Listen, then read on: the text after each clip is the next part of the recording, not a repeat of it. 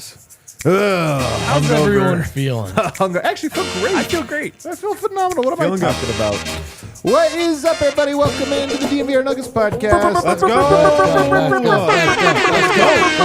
Presented as always by DraftKings Sportsbook, America's top-rated sportsbook app. You can use promo code DNVR whenever you sign up. Gamble along with us throughout the playoffs. Oh my gosh, you guys! People want the funky music on the day after show. That's how good of a win it was. Yeah. They just want it all Tyson wants stop. the funky Has music. anybody, by the way, listen to it? Has anybody like downloaded that song? Has anybody just like listen to I it do. as you like? You're I like, do. you know what? Look at this. I'm gonna go around today. I feel like Just in your car, a Spotify playlist. Yeah, a little What's Spotify. up next? Oh, it's the funky music. I have unironically done this. It's wonderful. Dude, somebody sent me a commercial with the funky music the Oh, other day. that's Yeah, nice. that was like it was so weird, man. I can't even remember what the product was. I will say that Vibes. today, this is how my day was. I mean, last night was a marathon. Doing the pregame, doing the watch along, doing Yes, the it postgame was. show. I was exhausted. And driving home, I didn't get home till like 2 o'clock in the morning or whatever. So this morning, as I'm driving into work, I got to tell you, man, the sun was so beautiful. The weather was incredible. The Nuggets, like the feeling that we all have for the Nuggets is just so high. I was like, it was a total mood, man. It was a total mood driving into work today, just being like, how is like everything shining right now? And Eric knows it's scooter season now, so I now scoot to work. Oh, it's done been scooter season. Dude, Well, scooting in Denver with the sun out the day after a Nugs win to go live with the fellas. I mean, what a treat. all right, we just gave our vibe. What a You guys, treat. what do you got? I mean, I didn't scooter into work today, but I still feel pretty good. You still threw the hat on I backwards. drove into work. Yeah, got a coffee, feeling good. D-Line, do you have any your vibes on our level? I'm just like dead tired from last night. Yeah, I'm not dude, gonna I lie. I had went a- to bed at like 4:30. Yes, I had a very hard time falling asleep last night. terrible. A very hard time. And when I was working. That's why. I was. well, I mean, I was, I was doing, but also then I could, I was just like, I couldn't fall asleep. Like Yeah. I was just like so hyped up from that game. And yeah, so I woke up this morning and normally under those circumstances, I'd be like, hit the alarm 8 a.m. I was like, good morning. Good morning. You actually got up on your first buzz from the alarm instead of hitting the snooze. Totally. I was like, No snooze button after a I'm Nuggets like, win. I get to awaken into a brand new world. What a treat. What a treat indeed. You know, this I like this coat, little denim. I get an ad on Twitter every day that's the official jacket from The Last of Us. And I'm always thinking that's a zombie apocalypse. Yeah, but you survived during it. Yeah, but I just think it's funny to be Also- like, wear the thing that you wear when society has collapsed. Also, important point here, not zombies, clickers. Yeah. The infected? Don't say the Z word, Adam. Also, that show Same already thing. kind of sucks. It's guys wanna already talk about jumped it? Nope, let's go. Today's show will be good despite what you've seen so far. We're going to do we're going to start us off with some hangover takes. Kale, can we go to the Hangover here? Let's go to the Hangover Lounge. Oh, God, look at all of us. You guys have no idea how happy I am to be Bradley Cooper. It's just like, You I'm made the graph? I You should have did. never done it. No, the worst part is that Done it. I made that. I should have made myself Bradley You Cooper. should. I am too self-aware, and I immediately made myself Zach Subconsciously, you Galifianakis. knew who the real one Understand was. that Bradley Cooper is the asshole in that film. Yeah. Exactly. Yeah, all right. We got it right the first time. That's all I'm But saying. good looking. He's also the coolest by far. by far the coolest. Wind. We're going to get to vote as well, but we didn't get a lot of your takes. Kind of what would be your big takeaway from this game? I'm gonna call last night a Calvin Booth win. Oh. That was a Wind is he's having Five such peppers. a year, man. He's having such a year. that was a Calvin Booth playoff win because the Nuggets held the not wrong. Timberwolves to 80 freaking points. Yeah, they Unreal. did. And you know who showed out defensively in that game? Contavious Caldwell-Pope, Bruce Brown, and Christian Brown. Oh, Three my- guys that The Booth Boys? Calvin Booth gets credit for bringing onto this team this season. And I mean, like, look, we're all believers in the Calvin Booth vision, the defense, the length, the size, the strength around Jokic. And like last night was what it should look like. Now they're not going to hold every team they play in the playoffs to 80 points. They're probably not going to hold Minnesota to 80 points again this series. But that is the kind of win that Calvin Booth envisioned when he put some of the pieces of this roster together. That's what we got. This is an incredible take. I mean, this was, Jokic, Murray, Porter all had some great moments as well. But you're right. The guys that stood out the most above expectation were those three guys, I would say. KCP, maybe that was the expectation that he would play this well in the playoffs. So maybe he just did his job at A level. But Bruce, man, that was an above average game from him. And Christian Brown, the question was, how will he adjust to the playoffs when everything gets a little more tight? Excelled. He was better. Christian Brown's first defensive possession, he blocked Mike Conley. Mike Conley at the rim. And not even a block, like a help side block or this or that, just a guarding shadow, stay in front. He shoots, you knock it backwards. Incredible defense. I like that. And then Christian Brown getting into it with Kyle Anderson. I mean, I almost rushed the court. I stood up. I was ready to go. I was ready to get in there. Like the mom in the boxing ring that comes out. It was me and Lisa Brown. I was going to say, you and Lisa. The CBA was in full force last night. Do you like this take, D-Line? Is this a Calvin Booth win? I mean, I think that this was a Calvin Booth win in that it shows what he added, but it was it was a Denver Nuggets win. This was what we saw over the last several seasons. This was just a continuation of what we were expecting to see the year after the bubble. The Nuggets all came together. Not any one player had to excel, had to be the shining star in the way that Jokic had to be the only guy that played in any of these playoff series for the last 2 goddamn seasons. Everybody sort of shouldered the load when it came in. Like MPJ had his moments. Jamal Murray had his moments. Bruce Brown, Christian Brown. Really, there was just the next guy stepping up and filling his role in the way that you hope that they would, like in your Nuggets fever dreams that took place over the last 2 years. I mean, it was just honestly, I don't know how the rest of the playoffs go. This game alone just felt like a you're welcome from the universe. For all those who have suffered and toiled and had to defend and think about why the Nuggets weren't performing to the level that they were able, it was just I give to you, basketball gods, thank you, this one delicious win. Enjoy it.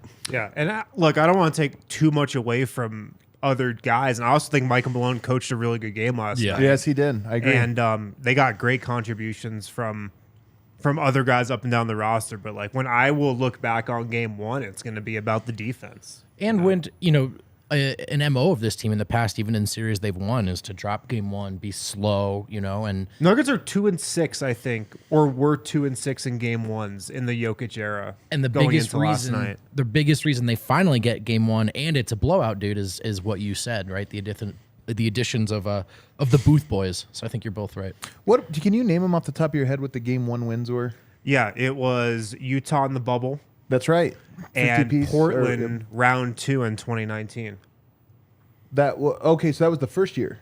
Yeah, the series they lost 7 at home. Okay, there you go. Denver's lost every other game 1. Mm-hmm. That's wild. Yeah, they're the Bucks do this too. By the way, it's not. I was wondering if it might just be a Jokic MO, but the difference was, I think that just the one thing they had right out of the gate was this defense, and I think this level of intensity that's newfound for this group. The idea of the hangover takes is that you do the show in the immediate aftermath. You miss stuff, right? Just because you have to go back and watch some of the tape and kind of digest again. The thing that I think I personally didn't hit well enough on the Winners Lounge last night, and you just hit on it now, D-Line, this was a team win, man. We were having a hard time awarding King of the Game, and we ended up landing on Jokic. Yeah, but honestly, we went with Jokic, and I mean, look, it could have. I don't think anybody was above anyone else. There was just so many guys, and that really was the story. Jokic set the tone early, which I think is the most important job of a superstar in those moments, is remind everybody that you're the safety net in case things go bad. Hey, I got you guys. Let's play a team game, but I got you if we don't. And he did that. But Jamal Murray, the way he played down the stretch was incredible. And I thought his passing earlier in the game was much better on rewatch than I gave it credit for. He wasn't making his shot early, and it was pretty loud, him missing. But his passing was great, especially to Michael Porter. I mean, he had multiple very good passes to Michael Porter. Michael Porter rebounded like a madman. And then, as you mentioned, the Booth boys, they were incredible. This was, I don't know. It might have been the best team win of the season, and just in terms of everybody contributed to it. And the best quote of the night, in my opinion, was Jamal Murray when asked about the lack of pecking order. Jokic, who volunteered. It was actually to TNT, I see now, the information that Jamal can be their number 1 on any given night. And Jamal said, yeah, it's beautiful. We just play basketball. I looked up in the third quarter and we were all in double digits. And Ant had 14, and then every Nugget was like 13, 13, 14, 15. Right. And those were your top scorers. It was a balanced effort, and it's the most beautiful thing about a Jokic team, as fun as those MVPs are the ways that his dominance leaves room for others to contribute. Yep. And he was not any less impactful in that first half than any star, like maybe Kawhi, I don't know, than any star in their playoff games. I saw some people say it was a weird Jokic game in that he fouled out, maybe. Oh, that is weird. But Jokic was very He good. shot 6 of 12. But it was Poor, very poor. He dominated the first half when the offense hadn't quite found its footing yet. And then his workload, his work rate distribution shifted dramatically. And he was only about defense in the second half. And he did a great job. That was a really good Jokic game. The beauty of Denver is that for them to win, you don't need Jokic to put up 40, 20, and 10. The funniest is, look, Minnesota's not a good team. Let's not kid ourselves. But an 80 defensive rating, number one defensive rating after one game. Every team's played one game. Number one. If Denver puts up a repeat performance or two like this in a shortened series, Denver's odds of being the best defense throughout the playoffs is going to be great. It's going to go through the roof, which would be a hilarious thing to happen, regardless of competition. Whatever. That's a caveat, but that's the defense to me is one of the big things also that stands out is they really were suffocating. And we're going to get to some of the regression stuff. There is going to be a little bit of that, but honestly, man, Denver just didn't give him the easy stuff. Right. It wasn't easy. There was no point of this game that was easy offensively, I thought, for the Timberwolves. Yeah, 100%. And my other big takeaway from last night is that now we can officially say that everything that happened over the last month of the season didn't matter. Didn't. It was all bullshit. They just weren't trying. They didn't have anything to play for. And those of us that were on that side of it were right. That's obviously what it was because they absolutely flipped the switch last night. Yeah, and what we were saying, as far as the switch flipping for the Denver Nuggets, it's effort on defense. That's really all it turns into is they need to move their feet. They need to stay in front of guys. They need to communicate. They need to make switches at the right time. And that's pure effort stuff. That all of it. I mean, we were saying this leading up. I mean, that was another. I mean, one of my big takeaways is we were so right about all this. There's so much stuff. There's just so much noise and chatter in the world. Yeah. And particularly with NBA basketball, there are so many games, and it's impossible to have really close focus on any one team unless you have the one team you're focusing on.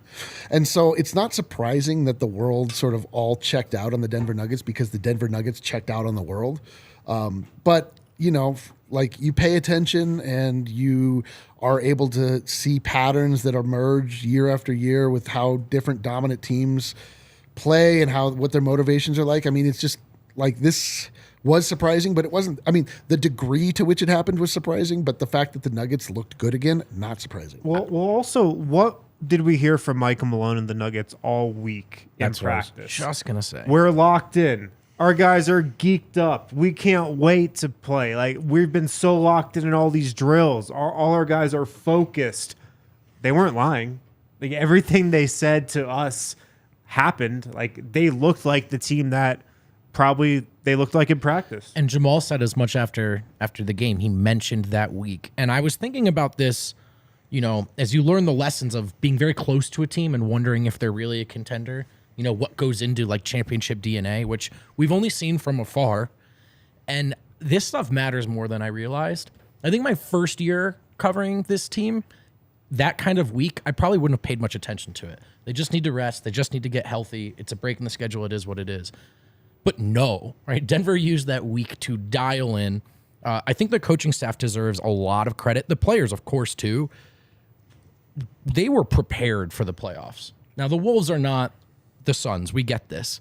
But preparedness was maybe last on the list of issues last night. The last big thing for me that I think, and look, this is just game one. I mean, we can't get too high or too low, even in our analysis on it.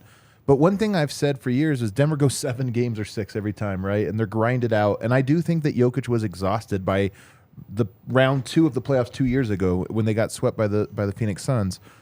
Jokic played 28 minutes last night. Was that what it was? 28, I think. 28 minutes. if you can not only just get through the round one in a shortened series, but also have games like this where like Yoke's probably not even sore today, to be honest with you. Like he's probably not even sore. So if you can get through a couple of those, it's so big. I mean, watching LeBron through his whole career when he went to the finals every freaking year for an entire decade, that he had 2 series per Eastern Conference run like this, where it was like, okay, oh yeah, in game 3 only played 27 minutes because they won by 20, and it just saves you, man. It's what allows you to go deep into the playoffs healthy and rested. Yeah. Well, the Nuggets have never had a team like this in the playoffs either. Like, this is by far and away the best team Denver has had in the Jokic era. And it could allow them to actually finish the series in less than 6 games. What a joy that would be. I hope so, man. I love that the only group to do it in 6 is the Rivers Facu Nuggets. That's just so funny to me. It is hilarious, man. All right, let's take a break here. On the other side, I want to start getting into some of, what do we have up first? Regressions? Yes, we do. Areas of regression in game 2. I got a couple of them. Okay, all right. When you guys get hurt, Backus & Shanker is here to help. Backus & Shanker, they win for Colorado families. They've been helping those who are seriously injured in Colorado for more than 25 years. And the best thing about Backus & Shanker is you don't pay them any money until they win your case. No upfront fees, no fees while they work on your case, no fees unless they win your case. So you're only paying them if you're getting money in your case. They've won over $1 billion for their clients, and they've got neighborhood offices in Denver, Aurora, Englewood, and Fort Collins. Backus & Shanker, they help with all kinds of injury cases where you weren't at fault, whether that's car accident, motorcycle, rideshare, pedestrian, trucks. They can even help you if you're injured at work. Call them today, 222-2222, to find out if you have a case for free. You can also call them for free. You don't have to pay them any money for that. Backus & Shanker wins. Also, shout out to our friends over at FOCO. FOCO, if you don't know, Fort is Collins. a leading. No, actually, Oh, not Fort Collins. No, not Fort Collins. You would think, but FOCO is a leading manufacturer of sports and entertainment merchandise with a product line that includes apparel, accessories, toys, collectibles, novelty items, and more. It's the best officially licensed gear for all sports and fandoms. We got a lot of FOCO represented on this very set. We have the Avalanche boys jumping over the boards. They have the nice thing about FOCO is that they make unique collectibles, unique bobbleheads, not just your standard. There's also one of Miles floating as a balloon behind in a parade. They just have like cool stuff, and they also have like a lot of limited edition things that you have to get in on. They have a Jokic one from the All-Star game. It's just, if you are interested in sports collectibles, like things that get cooler and cooler as time goes on, which is something I am interested in, it's like they make things that are unique and interesting. Check it out. Definitely. FOCO always has our back for Colorado sports. They have yours too. Get the best gear around by using the link in our description. For all non-presale items, use the promo code DNVR for 10% off. That's on all non-presale items. Type in the promo code DNVR, 10% off your purchase from FOCO. All right, back here, segment 2, DNVR Nuggets podcast. So we're going to talk about areas of regression, and I don't know if you guys all know this, but regression can be both positive or negative. Is that true? Yeah, that's how it can be. So regression, these are things that we think will be maybe better or worse. And I'm going to start with a better one. As good as Jokic was in this game, he missed a lot of bunnies. I know. He missed a lot of bunnies in this game, especially on rewatch. You watch it, like his first little floater is like. Do you think that had anything to do with Orthodox Easter? It won't be Orthodox Easter either. Like maybe a little missed motivation from Because of Yoke. bunnies? Yeah. Dude. Oh, terrible. Terrible. Come on. The worst part is how Adam didn't get it. Yeah. I'm hosting a show, man. I'm trying to keep it moving here. Jokic better. missed a lot of bunnies, and like he didn't have to really push into offensive. I mean, defensively he was in 5th gear, but offensively he didn't have to really go beyond, I don't know, 2nd or 3rd gear. But I do think that maybe that's rust. Maybe that's just the temperature of the game. I think Jokic has more than 13 points in game 2, and I think a lot of that just comes from some of the same shots he took in game one. Hard to disagree, and especially if it's a more competitive game, first of all. Again, I really think that if the second half called for it, Jokic would have scored more. A little worried about his wrist just because it's persistent, you know. But I do think there's... I mean, it's silly to say otherwise. he's not going to score 13 points again unless he wants to and they're in control. Dude, the funniest to me is, there was all this argument about does Jokic numbers, is he good in the playoffs or bad? And people were like, oh, his numbers are this or that. Like, his numbers were terrible yesterday. It's true. In a game they won by 30 and he dominated. He was so good. This, like, if Denver ends up losing at some point in this playoffs, people are going to be, he only averaged 24 points a it's game. so And it's like, stupid. yeah, It's just, The best player with 13 points. It's so Brother, stupid. the game was over. that's why you watch the game. And if you would watch the game, you would tell that this dude is the best player on the floor every time he steps on it. Well, unfortunately, the game was at midnight, yeah. was today for most people on the East Coast. That's true. It did get over at like 1 in the morning. How many people we in got home at the like 2 greater in the morning. Boston area tuned into this one? I would say Nobody from Philly tuned in for sure. No Celtics media. it was on this it was one? Laking Ball and nobody else. There's no way Laking Ball He super chatted. Leggy Ball, let us know. last night. Yes, of course. Did he? But I think Jokic just missed some uncharacteristic shots. I agree. I would say the same for Michael Porter and Jamal Murray. Now, they both finished 4 of 10 and 4 of 9. Here's the weird thing about both of them. They made the shots at the end, which is when the game went from 15 to 30. And so I don't know if you can double count these. But I do think there's something, too. Michael Porter missed like 4 wide open shots to begin the game. I think he went 1 for 5 or something like that. And he had a bunch of open ones that would have opened it from 5 to 15 from there. And I just think that's more valuable. Like, yes, slamming the door does something, but if Denver's up 15 points at the end of the first quarter or half, like right to start the second quarter, it's different. The pressure just gets turned so much more up on the team that's down. Yeah, I think that's the Porter effect too, right? If you are about to run away with it and he's dialed in and you get a Porter quarter, it feels like an avalanche, right? If you're the other team. I would expect him to hit some of those early open shots in game 2. Especially with the confidence you have. I think part of why you made shots is because you were confident after the first half. And built that confidence for himself, right? Right. That's the lesson he learned in the regular season. I can't just be about jump shots. If I miss the first 4, I change my approach. And he did that right away last night. And by the end of it, just like Jamal, I thought he had kind of shot himself into form. So what you expect, I think, is for him to be really confident in the first half of game 2. Kyle Anderson was a minus 15 in this game, and he shot 5 of 11. Well, it wasn't Rudy Gobert, minus 28. Minus 15 for Kyle Anderson. He only shot 5 of 11. Yet I still have this on the list here as a possible regression. He hit a 3, and he hit like 3 or 4 straight floaters. And again, I think Denver made a tiny adjustment to move Jokic up the court a little bit more. But part of me looks at that and goes, that's one of the areas where they had success, and I don't think it's sustainable. Yeah, I think also we saw, just like you said, we saw an immediate adjustment to it. And then it went away. It went away. Like they were like, oh, this is something we can exploit. And they're like, well, now you can. And they're like, oh, no. It was really the only sense of momentum Minnesota ever had last night. I think It was it's when like they a took the 2-minute lead. stretch. Yeah. Yeah. So that's one thing I think will regress. And then the one other thing that's sort of a neutral one, I thought both teams, but especially Minnesota, but it was also true of Denver, both teams look winded in this game. I thought both teams were tired.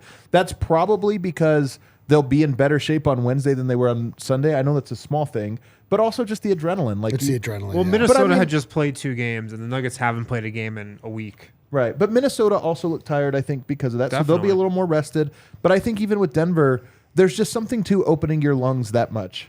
That if you don't do it, haven't done it for a week, whatever. And I just think it'll come quickly. I think D-Line's right, too, though. I think the adrenaline was a big... Jamal said, I got really tired really quick in that Yeah, game. he did. You say could tell. that. Yeah, and I think there was an were so emotional, jacked up. cost to that first half before Yeah. they settled in. I mean, it's impossible not to be.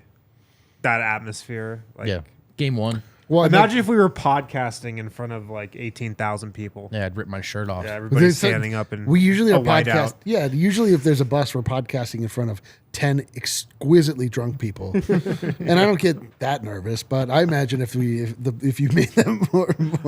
Yeah. One other area for, I guess, positive regression here, Aaron Gordon was in foul trouble in this game and didn't play as many minutes as he typically would. He only played 23 minutes. Talk about rest. 23 minutes. The Nuggets starting lineup played 13.4 minutes and was a plus 14. I think you can, in a close game, tack another 5 minutes together on there, like 17, 18 minutes of those guys, and that just gives you even more. I mean, one of the ways you should feel confident is Denver won their best minutes by a lot, and they won some of their other minutes kind of surprisingly, but you're like, hey, if push comes to shove, you go to your best minutes more, and you win those ones even more. So maybe more AG minutes, and maybe that could be a positive thing. Well, I think Aaron Gordon foul trouble is kind of the biggest red flag for Denver potentially in this series. Agreed. Because they're counting on Aaron Gordon for a lot. He's the backup center. Like Aaron Gordon is penciled in as the backup center in the Nuggets playoff rotation right now. And Jeff Green played 23 minutes. DeAndre Jordan played 6 minutes. I think largely because Aaron Gordon was in foul trouble. And when he got in foul trouble was when the Timberwolves went to Karl Towns and Rudy Gobert on the floor at the same time against the Nuggets bench. Right. That's a lot for Exactly. Aaron Gordon to deal with. So he did get in foul trouble last night. Denver navigated it. I will be worried about him getting in foul trouble again if Minnesota sticks with that same rotation. Cat has to be more aggressive. I'm telling you, he settled for so much that let Denver off the hook. Now, maybe Denver wouldn't have fouled in those, but you got to sort of test it. Yeah. I mean, you know how it is. A big man, Jokic gets in foul trouble. He has 3 fouls in the first half or something. You go at the rim. Yeah. He blocks you, or whatever. But it's like you just test him and make it iffy. And I just thought Towns didn't do a good job of that. So I wonder if foul trouble will become a storyline throughout the series, just by virtue of that's a big physical assignment, and you're at the mercy of the whistle. Yeah. If I'm the Timberwolves, I'm looking at the fact that Jokic did foul out in a way that didn't actually Maybe matter. a self-imposed foul out. It was, but just all the same, where you're looking at like, okay, where can we possibly find a way to have a chance in this series? It is to remove Nikola Jokic. There are opportunities with these big bodies that we can throw at him, that we can send to him. He got a couple pretty silly fouls that, again, I mean, obviously, like at the end of the game is like he was removed himself, but you know, Maybe.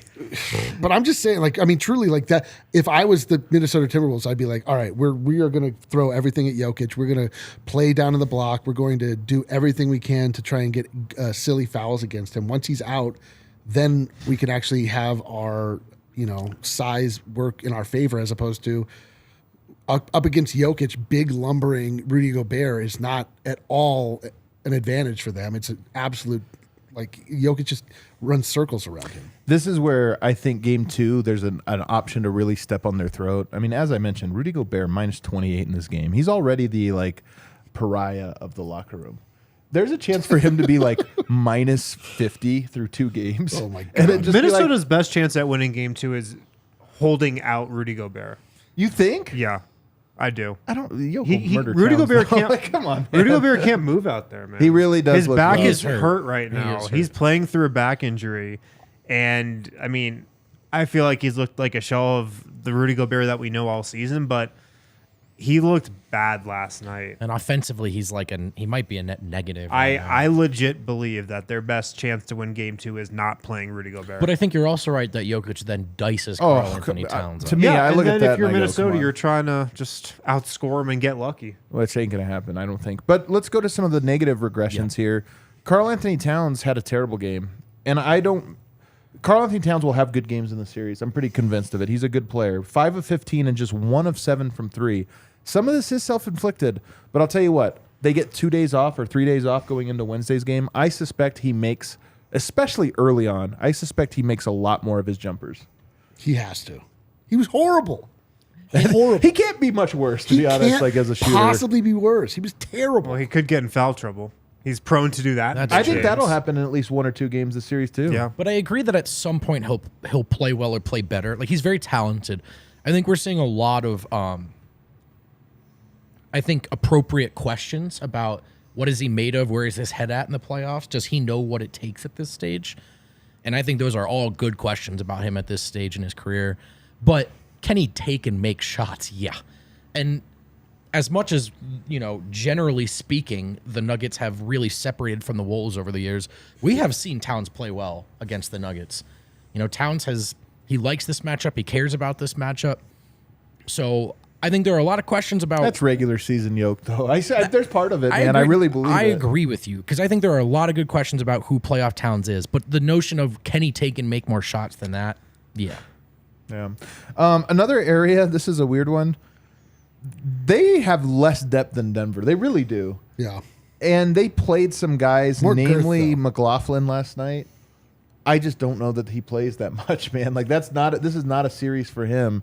And I don't know that they have a guy, but I do think that Noel, Anderson, Prince. Those are the guys that you probably lock in. And Austin Rivers maybe plays some. Like Austin Rivers isn't going to save them, but McLaughlin Saved us. Well, maybe he does save him, but McLaughlin is like, he's really bad. Yeah. And I just think that you can probably just buy some of those other minutes. So I do think there's a little bit there of they can shorten the rotation to some of the McLaughlin minutes were terrible. Like Denver murdered him for the few minutes he was on the court. I mean, he shouldn't be in the rotation. Minnesota's down 2 key rotation players right now. That's the reality big of their part of it, situation. So yeah, they are way thinner than the Nuggets. It would be interesting to see if Naz Reid was around. Like, there is a chance in the series Gobert would get benched. A real series. Yeah. Might happen even without him. Who knows? Yeah. Do you guys have any other negative regressions for Denver? Like things that you think maybe ran a little hot? Bruce Brown. Not that I think he necessarily overperformed, but he shot well. 5 of 8, 2 of 4 from 3, a little slightly. Yeah, not that he can't replicate that. I don't think you can pencil him in for that every game. He'll miss some threes in the playoffs. Some of those really decisive drives that were beautiful in game 1, they teeter on the line of control. They can cost you, and in some moments. He was very good, so I'm not trying to like turn it into a criticism. Yeah. But I would say of the guys who played really well, I view him as most likely to kind of go up and down. I mean, my attitude probably. What about it? I just feel like it could be better. I don't know, or worse. I don't know. The Nuggets were so good last night, and they weren't that good. Yeah, That was what I was thinking in the first half. The defense was great in the first half. Offensively, they kind of looked like shit. You might not be able to do both, though, man. I do wonder about it. Yeah. It's a lot of energy to play good defense. And Denver was locked in the whole game. I don't think, what was the longest sequence of bad defense they had? 2 minutes, maybe? But It was the little Kyle Anderson stretch where he made 2 floaters. And I'm not even convinced that was bad defense. Like, if you told me that they were going to go to 2 Kyle 12-foot Anderson. floaters. Yeah, if you told me Kyle Anderson gets 4 straight floaters, I'd be like, okay, that's fine. Right. You'd give him those again.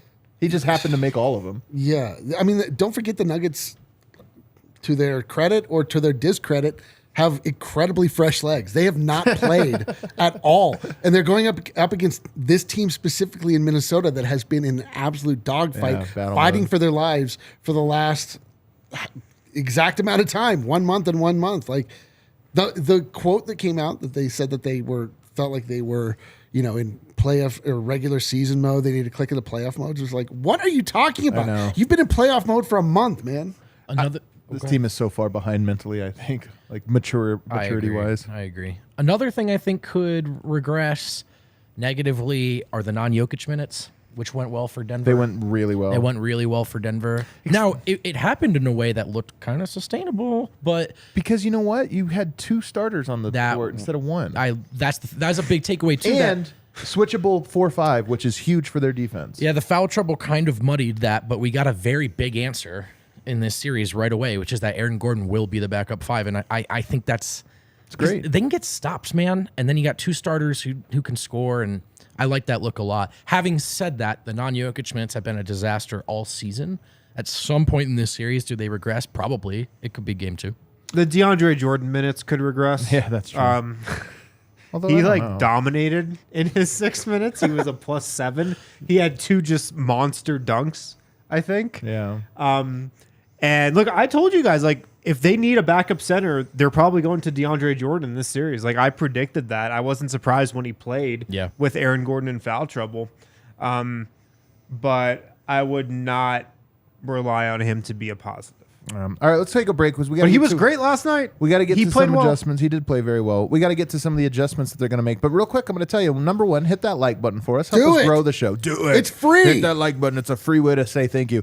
And then also, Wednesday, DNVR bar. If you're not going, the best place to watch it is the arena. That's number 1. But if you're not going to the arena, come to the bar, man. This place was rocking. Even though there was still like available. Usually there's like spots or whatever. It still was like. People were chanting the whole game. It was just a great vibe in here, man. Loved it. The arena was also an incredible vibe. All right. Man. Not everything is an opportunity to one-up. Yeah, we were over here working. Maybe you was guys great. should go to the arena next game. I don't know. You know what? This, Yeah. What do you guys say? Yeah. We'll go to the arena. You guys, Hang hold on. on. You're right. Good idea, vote. Yeah, have Good fun on idea, the watch Lynn. along. An idiot. Watch along was fun, It though. was fun. This episode of the DNVR Nuggets podcast brought to you by Illegal Pete's. Illegal Pete's. Grad season is coming up. It's here. Let's face it, all these soon-to-be graduates deserve a celebration that's as epic as they are. If you are hosting a grad party, you need food. Look, every grad party needs food. Check out Illegal Pete's Catering. I guarantee you, if you or me or D-Line were to show up at a grad party and they had Illegal Pete's there, First off, you'd be like, why are you here? Yeah. Who's the youngest person you know? It's a good point. But the second thing that we were talking about is how good the food is. Oh. Like, nobody will complain about your food at your grad party if you have Illegal Pete's. Illegal Pete's, delicious ingredients, customizable options. It's the perfect way to treat your guests. I'm going after the show. At You got a grad me. party. Yeah, right down the street. Colfax. Catering.illegalpete's.com. Catering.illegalpete's.com. Book your grad catering ahead of time. Catering.illegalpete's.com. Tons to bet on at DraftKings Sportsbook this week. It's NBA playoff time. That means big hoops action. With DraftKings Sportsbook, an official sports betting partner of the NBA, get in on the excitement of every game. With the touch of a button, new customers can make a $5 pregame moneyline bet, score $150 in bonus bets if their team wins. Plus, everybody can get in on the no sweat same game parlay right now every day during the NBA playoffs. Make sure to download the DraftKings Sportsbook app now. Sign up with code DNVR. New customers can make a $5 pregame moneyline bet and score $150 in bonus bets if their team wins. Only at DraftKings Sportsbook with code DNVR. Gambling problem? Call 1-800-GAMBLER. In Massachusetts, call 800-327-5050 or visit gamblinghelpline.org. SW2 said Vote had a tiny burrito from there last time I saw him. I was not from Illegal Pete's. Illegal Pete's burritos. Yeah, always, that was a large. taco. It's just in his hands. It appears to be a burrito. In New York, call 877-8-HOPE-NY. Text HOPE-NY to 467-369. In Kansas, call 1-800-522-4700 on behalf of Boot Hill Casino and Resort. 21 plus in most eligible states, but age varies by jurisdiction. Eligibility restrictions apply. See DraftKings.com/sportsbook for details. Gambling or state-specific responsible gambling resources. You can find them all there. I made a height joke about Dev on the timeline the other day. Nobody liked it. I know. That's Nobody was touched it. I don't remember. Just like a little like barb or whatever. Listen, Everyone's like, I fellas. don't know. We'll have a role to play. You make it a vote. Everyone just throw it on my tiny shoulders, guys. I can handle it. Everyone has their role to play. Listen, Facts be damned. Thank God for Tom Cruise, just in general. Oh, yeah. You know what I mean? Oh, yeah. Oh, yeah. This is why the flower shirt thing. Yeah. He's trying to be Tom Cruise, his hero. So true. Yeah, wow, did so much about Vote just snap into focus. Uh-huh. Do you guys have a booster seat? The aviators, the hair. All right, here. Segment 3. Let's talk about some adjustments here. I got a handful of them that I expect. Number 1, let's start with the big one. They single-covered Yoke all game. Yoke didn't necessarily go off, but the Nuggets did. Well, this was the master game plan given to the Timberwolves by former Nuggets assistants Chris Finch and Mike Nori. There's no way they were former Jokic teammate Austin Rivers. This is the master plan that Karl Towns didn't want to give away at shoot around to you. We definitely saw what that game plan was. I love the Saving idea it for game 2. I love the idea of Tim Conley and Finch and Nori and Austin all coming in and being like, "Hey, Rudy, we think you should just guard him one-on-one." And Rudy's like, "What? You guys seen me do that before? I get murdered. This is a horrible plan." Brother, I'm 37. Brother, I want to go home. Yeah. I don't know if they'll mix it up. Honestly, part of me goes, if you start to hard double this team, here's the thing about hard doubling: you need two things: lots of length and really smart players, because you have to be on a string. You have to have like this. The timing down. That's why Draymond's so good. It's not like he just knows the timing and speed of everything has to happen. Yeah. They don't have that, man. They double Yoke. I just feel like Yoke's going to have 20 assists. Dude, totally, man. And like, this is just what separates Nikola Jokic from other bigs. You watch the 76ers player, you watch another team, with a center who scores a lot, and they're throwing double teams out in the whole game. Like, you know why? Because those guys can't pass out of double teams like Nikola Jokic can. Right. If you double him, the Nuggets are probably just going to get a 3 out of it instead of like him scoring a 2. That's the truth of it. I remember not to go. I did see a Sixers fan trying to figure out actually no, it was Jabari Smith Jr. of the Houston Rockets who was pointing out that Embiid is of course the MVP because he gets doubled everywhere on the floor. Yeah, in the right, playoff right, series. right. Everywhere on the floor. They don't do that to Jokic, brother.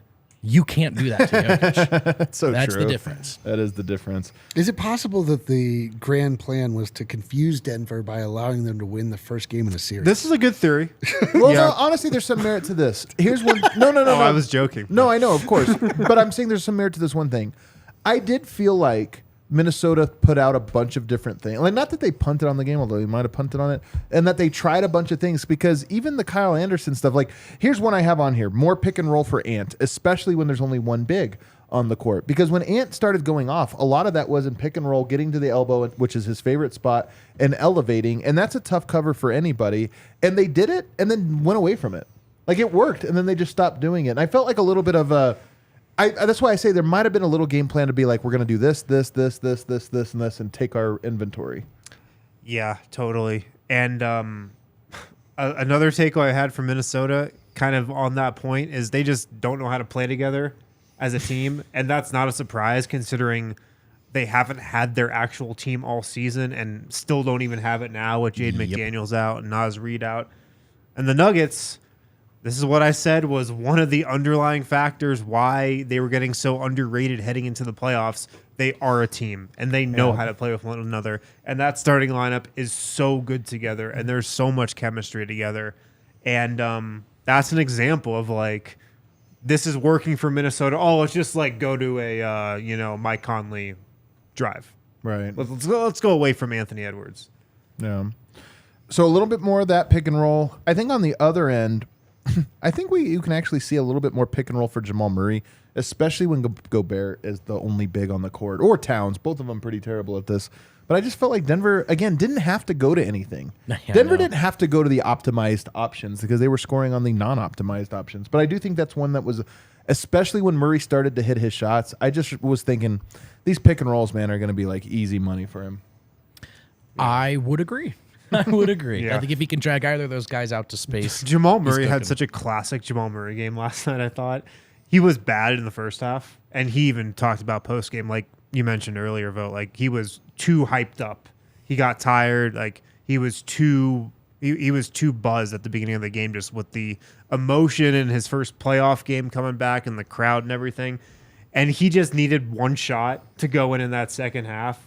And it calmed him all the way down. And he had a great second half. You know what I liked about it, too? He was getting to the rim, and those nifty finishes were back, which was a big part of the bubble. The shot making was huge, but a guy who I think notoriously throughout his career, compared to the other elite guards, has struggled to turn corners, was able to do that in that bubble run. We didn't see it down the stretch of this season, looked pretty tired. By the end of game one, he was turning the corner. He was finishing up and under and around the centers. And that was, in addition to him laughing, barking, smiling, and just enjoying himself out there, that to me is a sign of, yeah, I think they should go to Jamal a lot in game two. Yeah. Do you guys have any other adjustments that you think that you could see here? One I could think of is maybe you try to go to Gobert against the other lineups. They went with both and then they would go with Towns, but maybe you try to Gobert against Gordon and Jeff Green. I mean, you're not as worried about those guys shooting specifically, so he probably isn't going to be extended out on the perimeter as much, which you fear.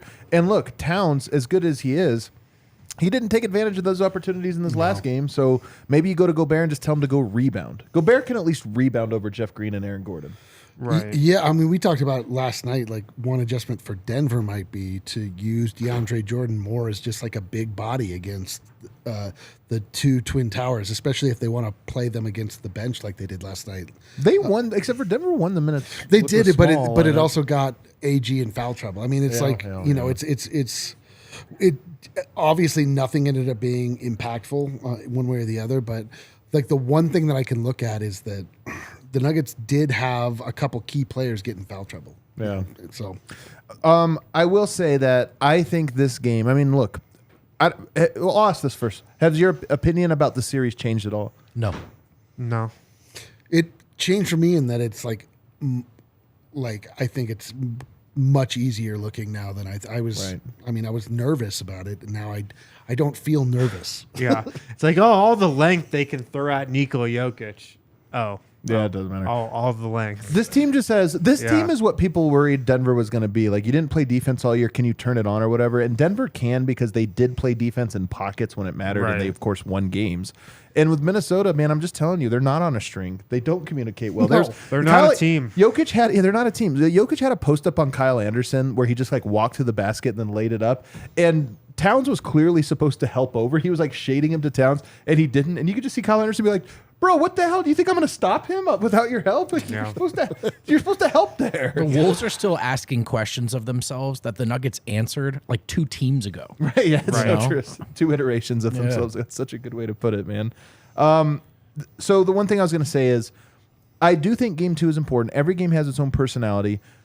I think Denver has an opportunity. If you repeat the performance you had, I think a sweep becomes more likely than 6.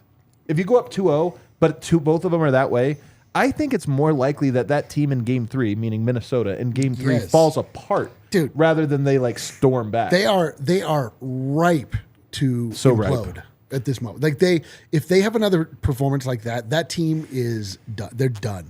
They're done. They showed no. I mean, you're also talking about a team that literally was fighting itself. Also, you're talking about a guy in Gobert, who I was just sitting here thinking, has Denver ever broken a team's will? And I think the two you would say are the Clippers and the Jazz in the bubble. Like, at the end of that, especially the Clippers, at the end of that series, not really the Jazz. the Jazz kept battling, Yeah. but nonetheless, Gobert was part of a 3-1 blown series. And I just do think there's something too. If you go up 2-0 with all the tension they have, this or that, even Gobert will be like, God damn Dude, it, and man, his- this again? I'm and getting he- and his clowned again? Back hurts, and the game plan is to single cover Yoke. He Yeah. wants to go home. He wants to go home. wants to go So home. Denver, To I hope they France. come out defensively and set the tone the same way they did, because I just think it's ripe for a pack it up, you guys. Do you remember when Jordan Poole had the best 2 games of his life against the Nuggets in Game 1 and Game 2 last Yeah, year? thanks for How asking. defeated we were. Yeah. Yes. But And- hey, but Denver is way more resilient than I think this Minnesota Right. team. Denver And kept then we are. battling that series because Nikola Jokic isn't going to just like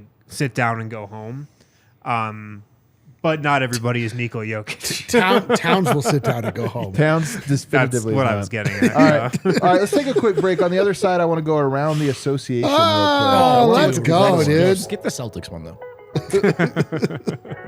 Guys, Breckenridge Brewery is the official beer of DNVR.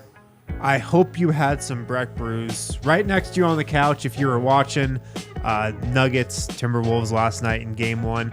Make sure to pick up some Mile High City Golden Ale from Breckenridge Brewery. It's got that Nuggets logo on it. It's in that Nuggets box. So beautiful. The Mile High City Golden Ale from Breckenridge Brewery. If you don't know where to get Breck Brew, check out the Breck Brew Beer Locator. That's on their website, breckbrew.com. That will tell you where you can get Breckenridge Brewery closest to you. Breck Brew, the official beer of DNVR. Sorry for Adam was showing me a bird. Oh, my apologies. We're good. All right, back here, final segment. Let's Oh, go. by the way, I was also asked to specifically to clown Kyle Anderson for a single cardinal tattoo on the back of his arm that was called one of the worst tattoos that person's ever seen. I know Adam probably a fan, but I just felt like If it was a What St. do we Louis think Cardinals the meaning one, is behind that? but it's not. It's a realistic cardinal. I think it's a realistic Do cardinal. you think that maybe as a small boy, a cardinal was his Maybe- only friend? He Maybe would just come a to the- birdman. There is people say that He's of a a birder. people say of a cardinal that if you see one, it's Sure. a dead relative. Sure. Like their, First their off, angel also the just to other be clear, people don't say morbid. that. Yeah. No, Birders it's say that. encouraging. It's like Yeah, well, in your mind, I'm just saying. I think like, it's creepy. you're like, oh, it's Grandpa. His came to say Listen, hi. these are not my thoughts. I was asked. We have no Cardinals in Colorado, by the way. All right, so let's go around the association real quickly here. 76ers dominated the Nets. The Nets just aren't very good. This is one of the most boring series. I think this is a 4-game series, maybe a 5. The 76ers should be ashamed if this series goes 5. Yeah, They are such a mismatch. I don't This is think it full will. sweep. I think the Nets even did successfully briefly fluster Embiid with their approach. Yeah. And then Philly was like, all right, we know what to do. got it. Mikal Bridges was the best version of himself I could ever imagine him being. He was so good. He's incredible. Yeah. He's a great. He's a And they That's a got mismatch, man. smacked. 76ers are solid. Celtics dominated the Hawks. This one is even a sadder series. Both of these series should just go 3 or 4 games. There should be a surrender option in the playoffs. The real takeaway from Surrendering in blackjack. is the Celtics funniest Hawks move. game 1 is how did a Trae Young Hawks team ever beat Philly in the playoffs? It's the wildest thing, man. I'll tell you my real takeaway from round 1 of the playoffs. the whole round. All you who sat there all season and told me the Eastern Conference was better than the Western Conference, This is your you're full of shit. You're wrong. The Western Conference is still better. Just watch the playoffs and see. The Knicks beat the Cavs in what I thought was a good game and a very interesting game. Donovan Mitchell went for 38 points, but couldn't get it done. I got to be honest, man. I like this Cavs team. They might be my favorite team of the East to watch. I feel that way too. And them losing to me to a Knicks team that I'm just like, I just kind of just naturally hate the Knicks for I some wish I had more reason. thoughts on this. This was my nap time. I slept through that game. You're not you know wrong. what I did was that I bet on the Cavs when they were down 10, and then I cashed up when they went up 2, and then I bet on the Knicks. That's my big Did you takeaway really? from Good that, work, that man. series. Wow, yeah. you really were working out We're not there. going to spend too much time on the Jimmy East. John's on me. The game of the weekend, No chips though, still. Can't do chips. The game No of the drinks. weekend was the Kings beating the Warriors. Now, guys, I got to tell you something. I want the Warriors to win because I want the Nuggets to be the team that beats the Warriors. Like, that's just, I know it's a weird thing to say, but watching that game, man, how could you not love this Kings team? How could you not? You see it, the Nuggets in them. There they are. Nobody's counting on them. And the Warriors played an A game. Yeah, they did. The Warriors played great, and the Kings were just ready for that moment. Somehow, guys that had never been in that spot before, De'Aaron Fox, Malik Monk, were ready for it. Yeah. I think playoff experience is pretty overrated in the first round. When you get deeper in the playoffs, Yeah, you I can need see guys this. who have been there before. But the first round, man, the crowds are hyped. Like that Kings crowd was incredible.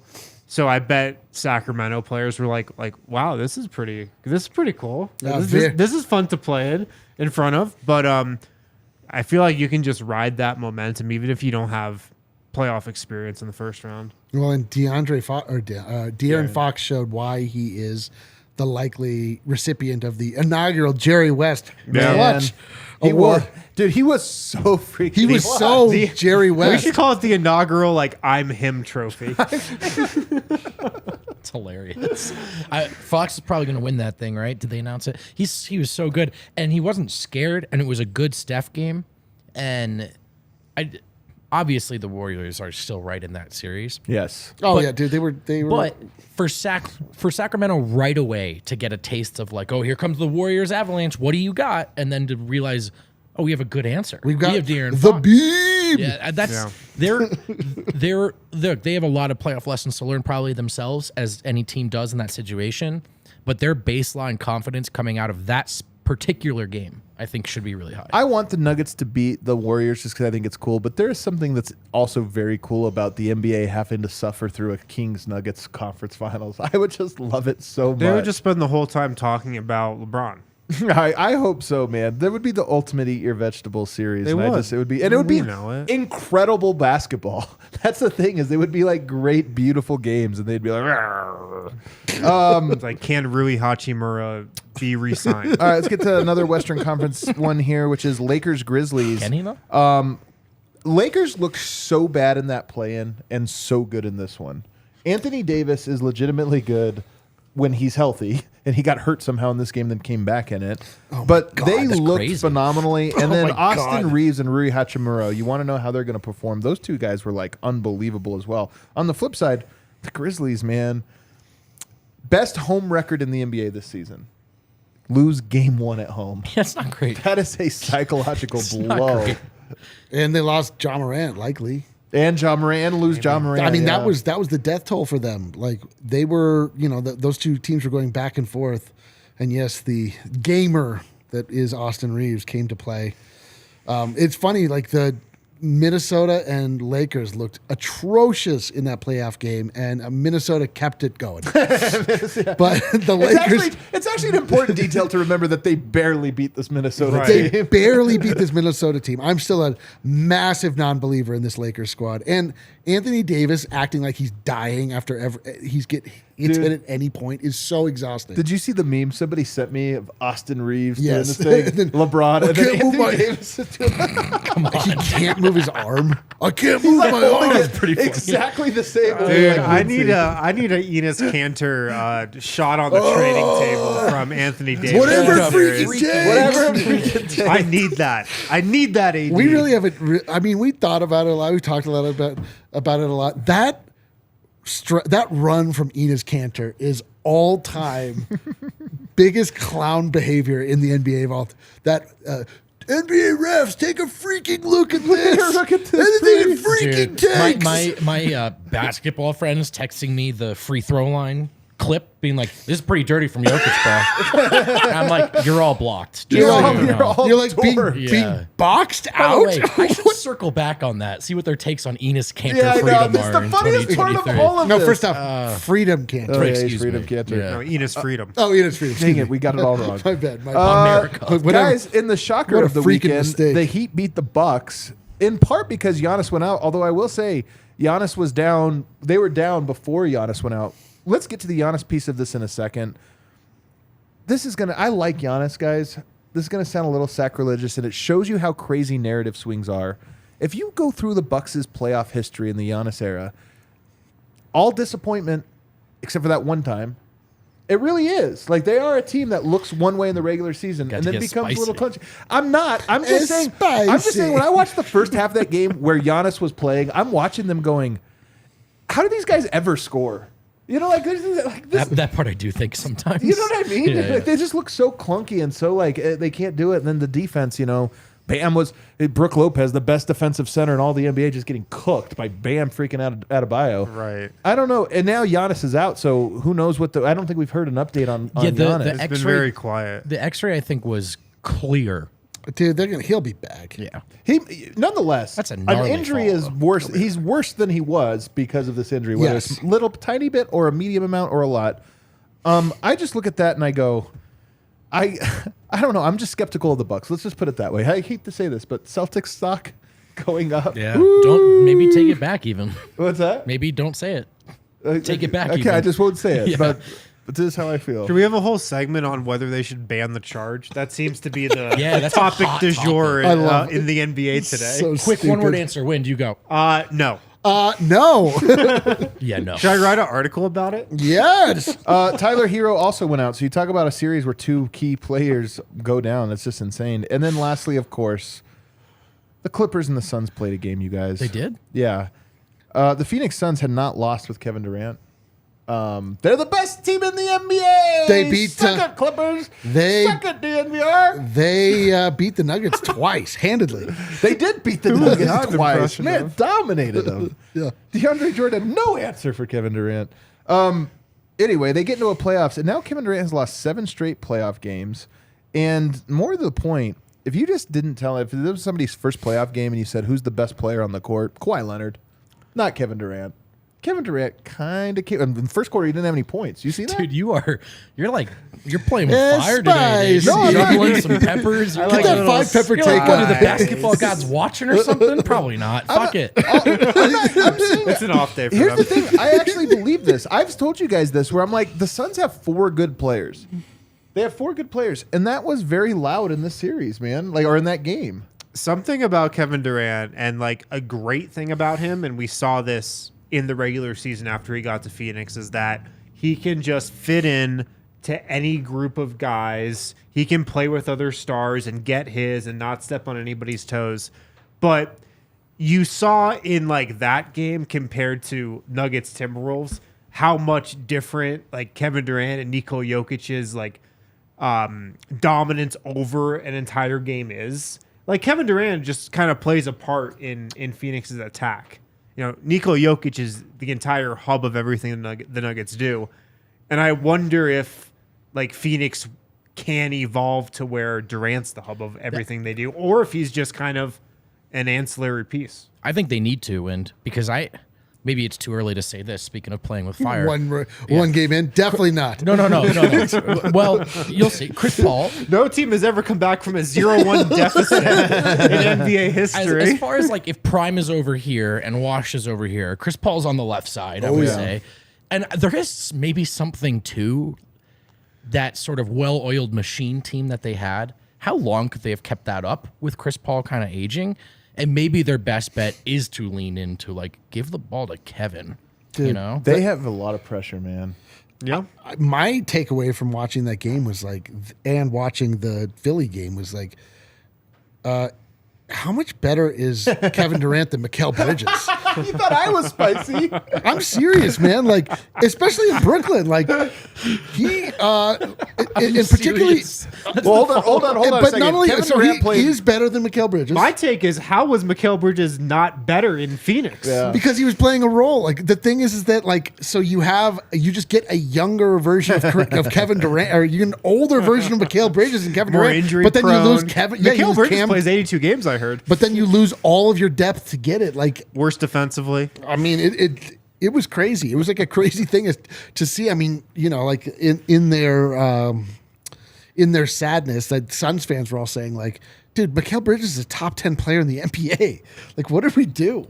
He's a really, I mean, he's just an A++ role player. And Kevin Durant is also obviously a superstar, but their depth is just so thin, man. There will be a game where Kevin Durant plays really well. I don't want to upset the basketball gods. We should cool it. I don't know. I think, Yeah, on the yeah. hate This a is little called bit. no. This isn't hate. This is honest cool it. analysis about the Phoenix Suns. I'm just saying, that team is really thin. I agree with that. And the need for him to do like Michael Jordan-esque things is he kind of has to do it every night for them. I mean that. And he's such a great player, but some nights he's not that. And last night was one of them. And by the way, Kawhi Leonard is a guy. Man, I was listening to the Simmons pod, and he had a great take about this, where he just went through the history of Kawhi versus KD, and those guys have just not matched up very often because of injuries, like random things. And he's like talking about, but even in the regular season and in the few playoff games they have played, he's actually been a great matchup, maybe the toughest matchup for Kevin Durant to solve. And maybe this is the first time we actually see like the two apex predators meet each other. It's a great point. I only honestly think Phoenix's sort of journey in these playoffs is figuring out like what levers to pull and when. And I don't know if they have the talent though, man, is my point. Again, I could be wrong. We're just talking. They've got four guys.